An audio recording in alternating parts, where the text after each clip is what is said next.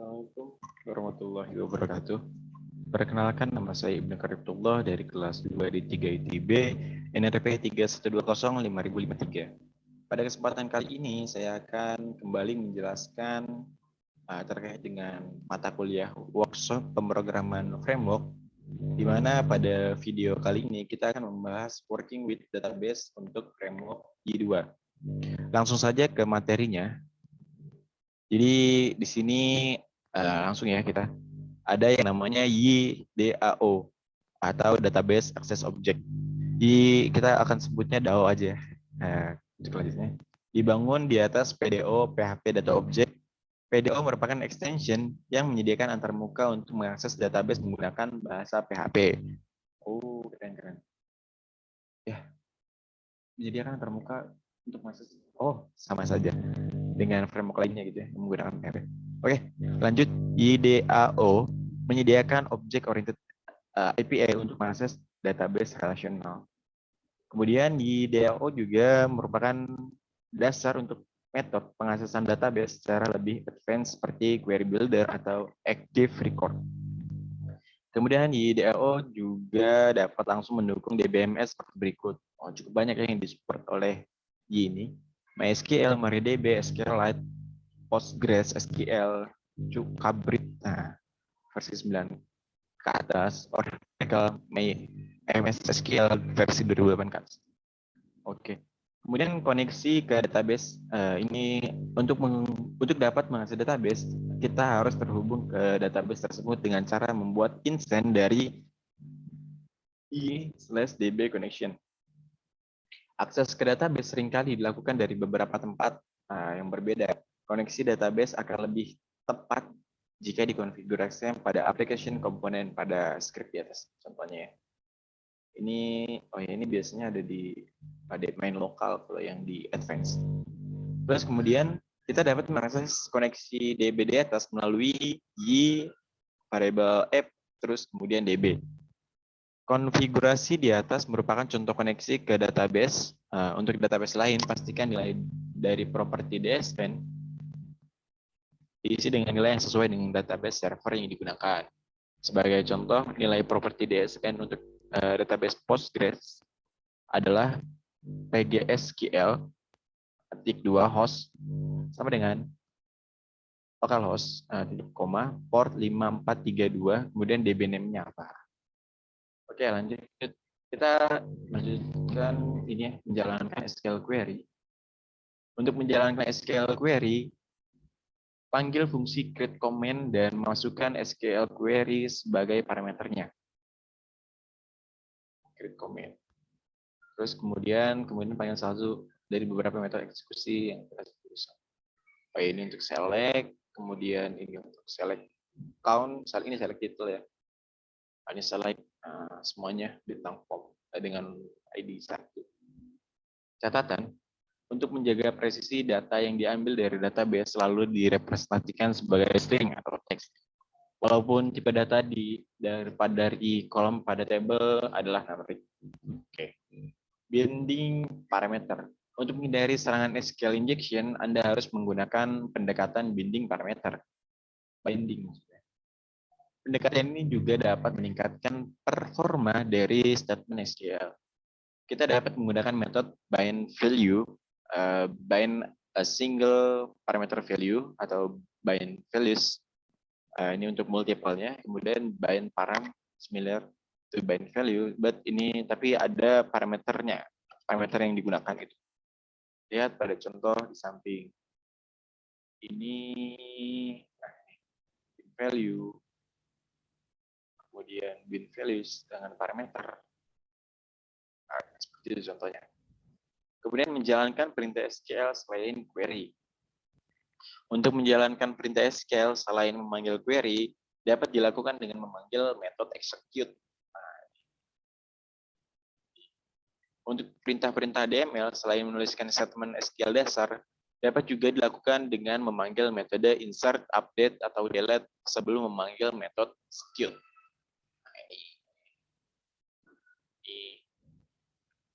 Jadi sudah disediakan ya. Cukup keren. Kemudian meletakkan nama table dan kolom dalam tanda petik atau quote. Ada kalanya kita perlu menuliskan perintah SQL yang di dalamnya terdapat nama table atau kolom dalam tanda petik. Misalkan kita ingin menjalankan perintah SQL, misal select summary salary from employee. Aturan penggunaan quote berbeda antara DBMS1 dengan lainnya. Menambahkan kerumitan dalam penulisan SQL untuk aplikasi yang database agnostik tidak terikat dengan jenis DBMS. Kemudian dalam DAO, Anda atau kita dapat mengquote nama kolom dalam kurung kotak. Kurung kotak. Dan nama table dalam kurung kurawal. Ini nama tabelnya. Kemudian multiple DBMS. Dalam sistem yang besar atau kompleks, seringkali dapat beberapa server database untuk data yang sama. Oh ya, ini keren sih multiple DBMS. Kemudian untuk performa, Anda mungkin perlu mengaplikasikan strategi bahwa penulisan data dilakukan di DBMS master, sedangkan pembacaan data di DBMS lab. Read, write, split. Kemudian untuk menerapkan strategi di atas, kita perlu mengatur konfigurasi koneksi database seperti script pada di samping. Ini untuk konfigurasi slide-nya. Ini untuk konfigurasi ke master. Oke. Juga di slide ini. Terus dengan konfigurasi seperti ini, yang di samping script ini, setiap penggunaan metode execute akan dianggap sebagai perintah write dan dilakukan pada DBMS master. Sedangkan penggunaan metode query XYZ akan dianggap sebagai perintah read dan dilakukan pada DBMS lab. Kemudian bekerja dengan database skema. YDAO menyediakan metode lengkap untuk memanipulasi objek-objek di dalam database. Metode-metode tersebut adalah create table, ini sebagai creating table untuk membuat table, rename table untuk mengubah nama table, kemudian drop table untuk menghapus table, truncat table untuk removing semua data yang ada di tabelnya, kemudian add column buat menambahkan sebuah kolom, kemudian rename column digunakan untuk mengganti nama sebuah kolom, kemudian drop kolom ini juga untuk menghapus sebuah kolom, alter kolom, jadi untuk mengubah ya. Kemudian add primary key, adding a primary key pada sebuah kolom atau field. Kemudian drop primary key, ini untuk menghapus sebuah primary key. Add foreign key untuk membuat sebuah kunci tamu. Kemudian drop foreign key ini untuk menghapus sebuah kunci tamu.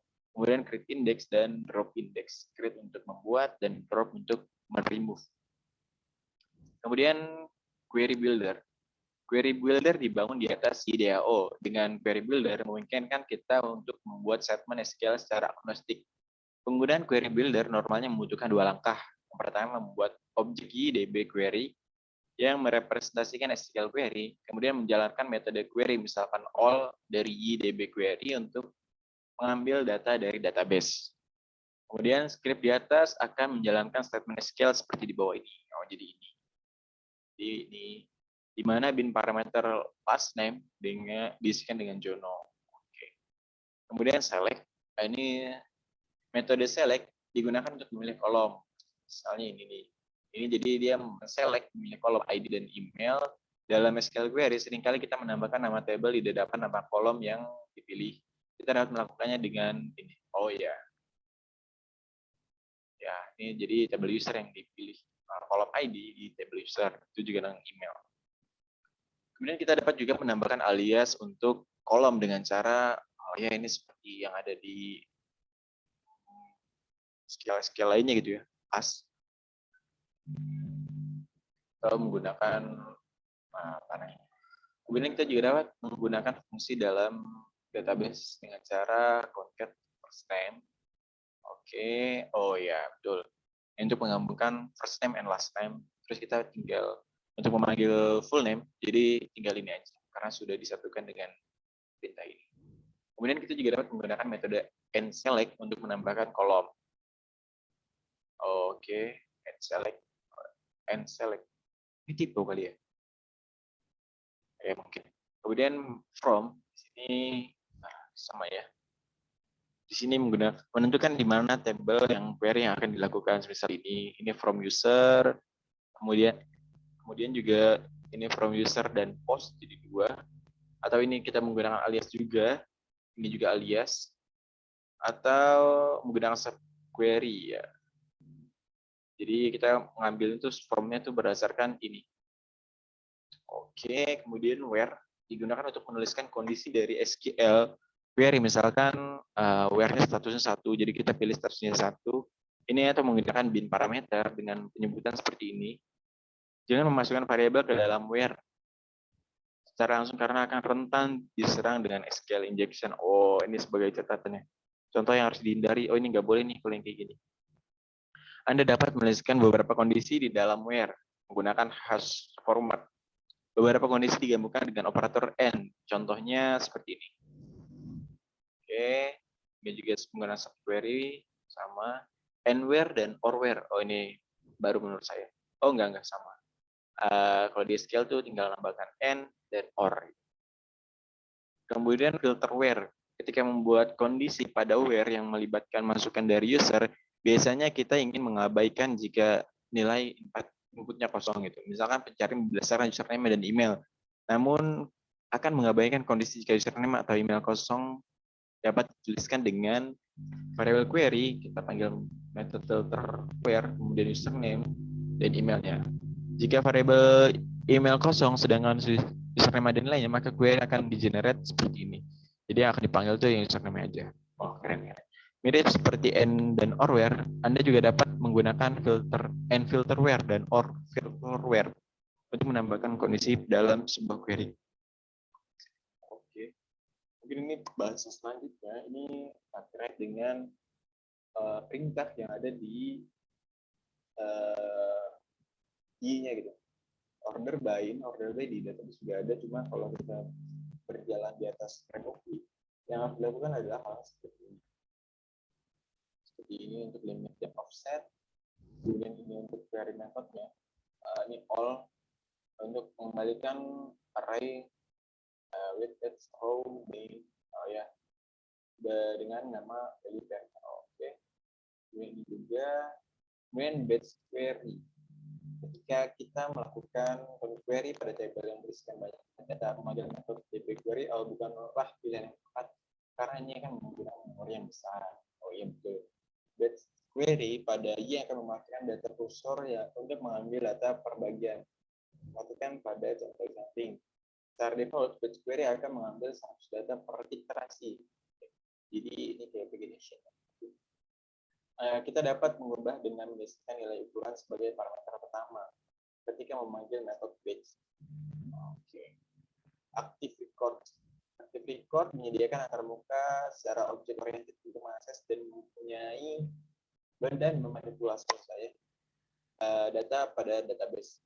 Sebuah kelas active record diasosiasikan atau dihubungkan dengan sebuah table dalam database. Misal instance dari HR berkorespondasi dengan sebuah baris pada table tersebut. Misal customer, sebuah HR yang diasosiasikan dalam table customer. Maka untuk menambahkan sebuah baris dalam table customer dapat dilakukan dengan cara seperti ini: customer, new customer, nama, Shangwei, kemudian save. Scripting di atas sama menggunakan query biasa. Oh ya. Oke, keuntungan menggunakan AR, keuntungannya lebih mudah dipahami, tidak rawan terjadi kesalahan penulisan, tidak ada masalah kompatibilitas jika menggunakan metode database yang berbeda. Dan kemudian ini banyak kelebihan-kelebihan lainnya. Kemudian ini adalah deklarasi AR, dilakukan dengan cara membuat kelas untuk extend DB Active Record. Oke. Kemudian query data, setelah dideklarasikan kita dapat menggunakan untuk mengquery data dengan langkah-langkah seperti berikut. Setelah dideklarasikan, panggil salah satu metode query untuk mengambil data seperti all bounded line. Kemudian find one and find all. Find one and find all Ini merupakan shortcut yang disediakan Y untuk melakukan query berdasarkan nilai parameter K atau nilai dari beberapa kolom. Metode find one ini akan menghasilkan satu baris data pertama dari hasil query. Metode find all ini akan menghasilkan seluruh baris data hasil dari query. Kedua metode ini dapat menerima parameter berikut. Pertama, nilai scalar value, kemudian sebuah array berisi nilai scalar, kemudian sebuah associative array. Kemudian di sini adalah mengakses data pada AR. Cara seperti ini. Kemudian transformasi data, ini seringkali seringkali data yang ditampilkan dengan format berbeda dari ketika data tersebut disampaikan ke dalam database. Ya. Misal Anda ingin menampilkan kolom birthday yang disimpan dengan format timestamp menggunakan format ini, year, month, date. Anda dapat melakukannya dengan menambahkan metode config yang berfungsi untuk mentransformasi data tersebut. Lihat kalau di samping. Oh ya, birthday text. Oke, kemudian mengambil data dalam bentuk array. Oh, banyak sekali ini. Kelebihan dari ini untuk masuk database ini pun banyak sekali. Ini dia bisa mengambil data dalam bentuk array, terus kemudian mengambil data dalam bentuk batch. Kemudian juga ini langsung saja ya, kita sebutkan fungsinya aja yang di database. Kemudian menyimpan data. Kemudian juga kita memvalidasi data. Oh, ya keren. Kemudian dirti atribut. Ketika kita memanggil metode set untuk menyimpan atau mengupdate data melalui hierarchy hanya akan menyimpan dirti atribut saja. Sebuah data atribut dianggap dirti jika nilai atribut tersebut telah diubah setelah atribut tersebut dibaca dari database. Oke. Default attribute values. Beberapa komponen pada table dapat memiliki nilai default. Untuk mendapatkan nilai default dari database, kita dapat melakukan dengan memanggil metode load default value. Oh, ini kayak kalau di Laravel tuh atau di itu kayak data sebelumnya. Kemudian mengupdate beberapa baris sekaligus. Oh, keren. Ini. Kemudian where-nya ya. Update all. Where-nya juga harus diperhatikan sih kalau seperti ini. Kemudian menghapus data. Kemudian bekerja dengan transaksi. Oh, transaksi ini penting. Transaction dapat diartikan sebagai satu atau lebih perintah SQL yang harus selesai semua atau tidak sama sekali. Di dalam sebuah transaction, jika semua perintah berhasil dijalankan, maka akan dilakukan commit. Sedangkan jika ada suatu saja perintah yang gagal, maka akan dilakukan perintah rollback. Oke, kemudian bekerja dengan relational data. Kemudian karena ini sebuah keharusan sih. Karena kita juga tidak mungkin bekerja dengan satu table aja, melainkan dengan relasi gitu, table atau data yang berhubungan. Kemudian ini adalah salah satu contoh untuk menunjukkan deklarasi relasi ya, untuk menghubungkan table satu dengan yang lainnya. Mengakses ini ada juga many to many, one to many, one to one. Gitu. Mengakses relational data. Ini setelah melakukan deklarasi pada sebuah relasi, kita mengakses relational data melalui nama relasinya. Oke. Kemudian relasi melalui junction table.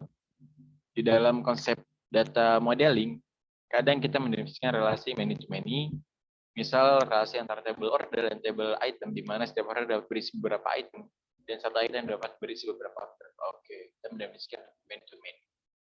Junction table. Relasi melalui junction table juga nih. Cara penggunaan relasi dilakukan melalui junction table sama seperti relasi normal pada umumnya gitu. Oh, sama. Kemudian ini lazy loading and eager loading. Pada data pada table relasi dapat diakses seperti mengakses sebuah properti normal. Pengaksesan seperti ini disebut dengan lazy loading, yang artinya query pada table relasi hanya akan dilakukan jika data pada table relasi tersebut dibutuhkan untuk pertama kalinya. Oke. Kemudian ada yang namanya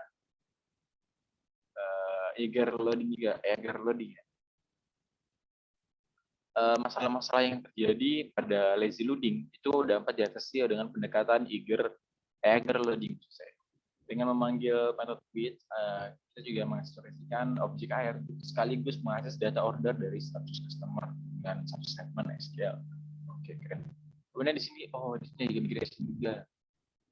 Dia memiliki fitur yang sangat lengkap terkait dengan database migration. Dengan database migration, kita dapat membuat table, menambahkan variant kayak membuat index, membuat junction table, dan lain-lain. Kita cuma mengakses gunakan perintah ymigrate create. Gunakan perintah ymigrate juga untuk menjalankan proses migrasi. Oke, mungkin cukup sekian dari saya terkait dengan penjelasan working with database di framework Y. Kurang lebihnya mohon maaf. Wassalamualaikum warahmatullahi wabarakatuh.